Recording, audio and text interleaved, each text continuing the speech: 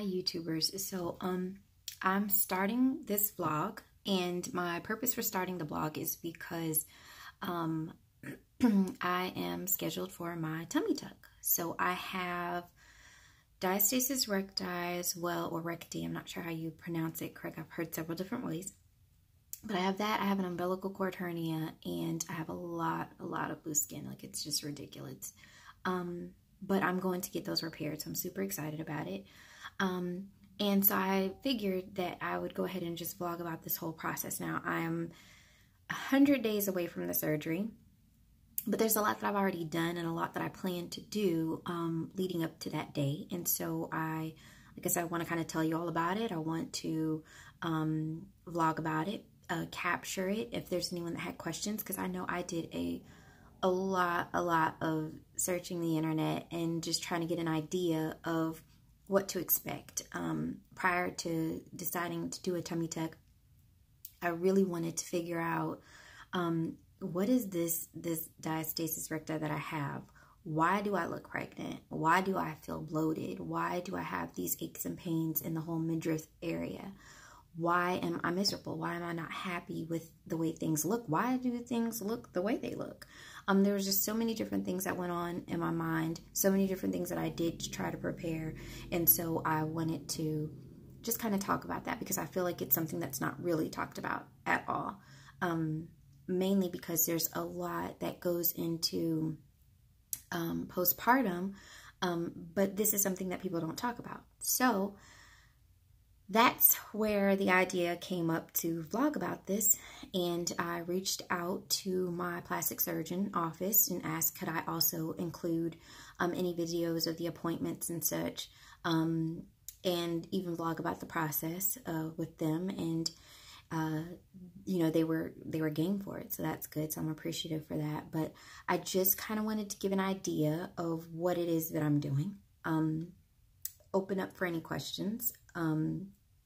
Keep it real positive, because I'm nervous as all get up. I'm really nervous about it, but I'm super excited about it at the same time. So I welcome you all on this journey with me, and any comments or questions that you may have, definitely put those below. I'm new to this, have no idea what I'm doing, but I just feel like it would be shame on me if I didn't do my due diligence to just also help.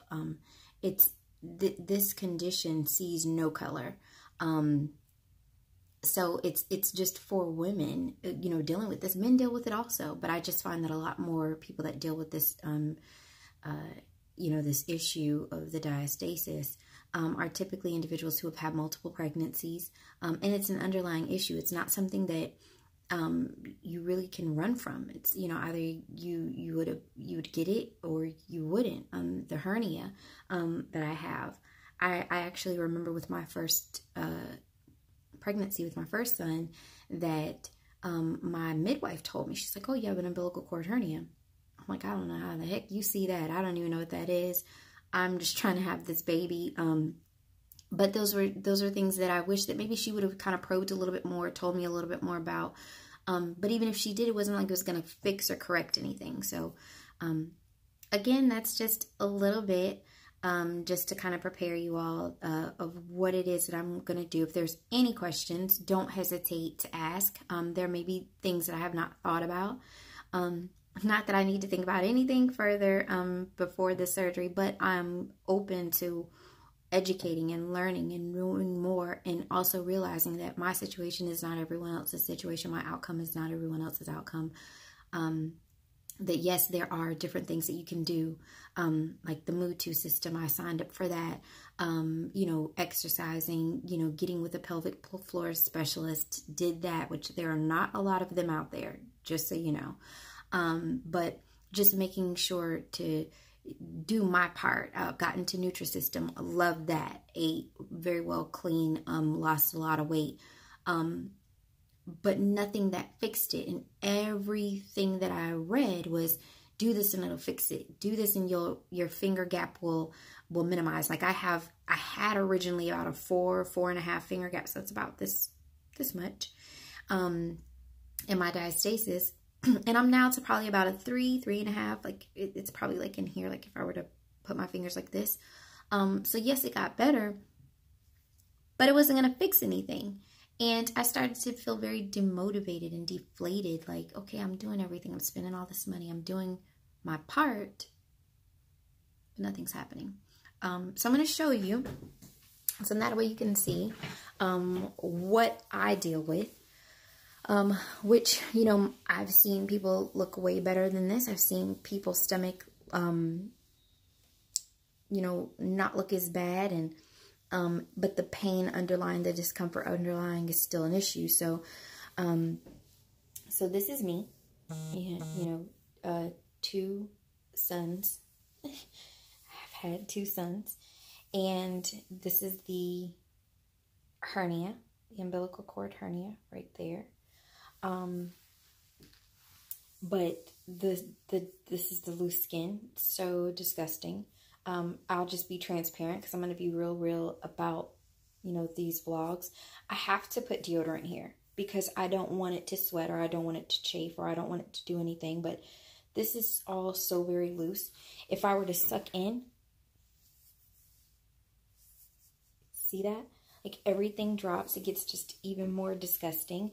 And in order for me to feel even remotely comfortable, I have to wear clothes that I pull up over, pull down, and then you can still see like the hernia there. And it's just, it's like, no, okay, I'm 33 years old. I don't want my body or my stomach to look like shrapnel, which is what I feel like it looks like now. But I do have 2 healthy, handsome sons, and it was worth it.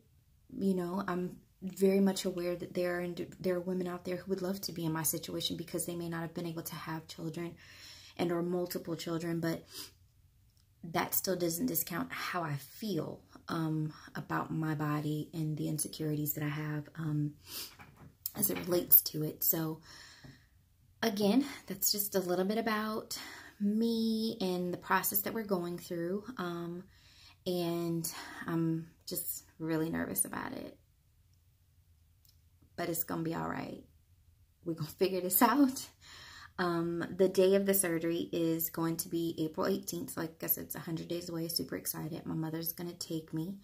Bringing back my mother-in-law is gracious enough to be with me for a few days because there's not going to be any diapers for me. Not a whole lot of much anything the first few days of leading up to 2 weeks is what I hear. But and I'm so just also kind of give you some insight. So I had my first son in 2015, and so he'll be 4 this year in April, and I wanted to wait until after his birthday. So it's the whole purpose of waiting to do this until April. And then my youngest son just turned 2 yesterday. So they're 21 months apart. And after my first son, oh, I bounced back. I was like a size 4. I was feeling good about myself. My second pregnancy, I will tell anybody, if I had that pregnancy first, I probably wouldn't have had a second child because I dealt with things I had never even understood. My skin peeled like it was like a snake's shedding skin. It would just like peel so long.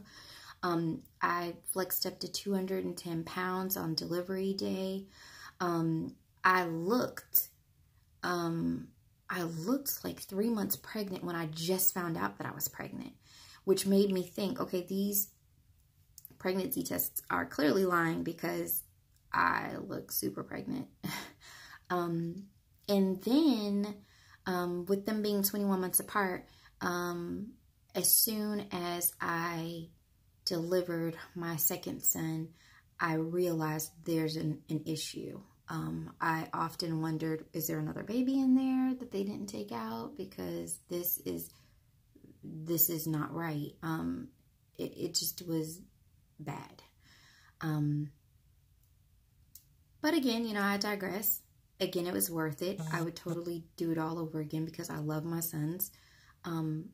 But I'm going to do this for me. I need to do this for me. Not only because the hernia is irritating and I don't want it to get to a point where there's like an emergency need to get it fixed. But also because The midriff area is very sensitive. There's no core. I have no core. I work out. I do things to strengthen it. Definitely, eat the protein to strengthen from the inside out, but there's just still no core. So, again, that's just kind of about the journey that I'm getting ready to take, that I want to involve you all in. And if there's any questions, please don't hesitate to put them in the comments below.